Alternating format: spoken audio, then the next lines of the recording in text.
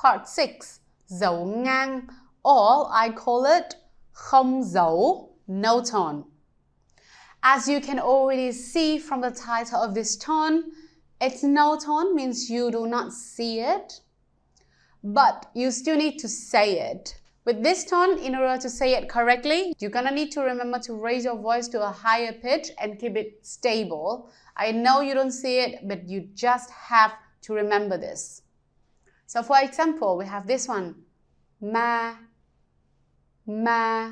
Sounds like when you're singing, right? When I speak in English, my pitch is also lower than the Vietnamese pitch. So technically, if I try to keep it like this, ma, ma, ma, it's impossible. Like, even if I keep it low, I still need to pick it up a little bit. I can say ma, ma. That is a lower pitch. That's actually a down tone already. Okay? So again, ma, ma. All right. Let's try to say these words. The most common mistake that I hear from people when saying this word is because they don't see the tone, they just tend to go wild with this. Especially, they tend to go up. Like for example, they'll be like, ma, ma. No, it's not singing. Keep it stable. Ma, ma. All right, let's practice with some words. We had the first one. Ngang, ngang. Second one. Ăn, ăn. Next one. Cay, cay. Next one. Em, em. Next one. Ngon, ngon. Next one. Không, không. And the last one. To, to.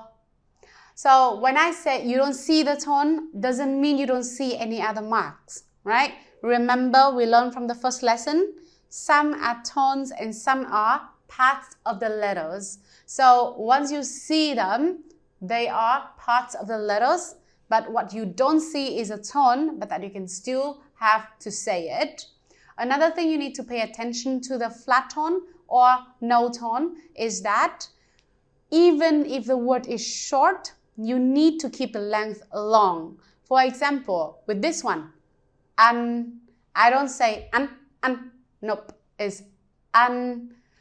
This one, I don't say to, nope, to. You need to keep it long enough in order to support the stable part. Okay, now let's practice with a sentence that contains no tones at all.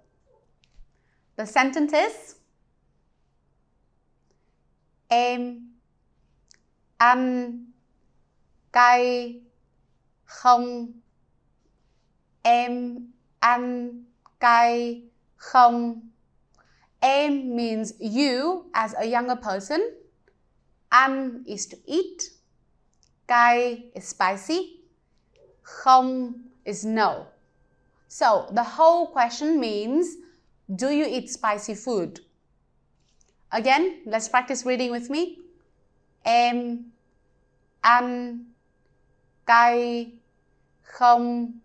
Now keep it stable and make it fast. Em ăn cay không? Em ăn cay không? See, even if I say it fast, I still need to prolong the sounds enough to have the flat tone. Em ăn cay không? Em ăn cay không? That's it. Thank you for listening. I hope you had a good time and I'll see you in the next lesson. Cảm ơn. Hẹn gặp lại.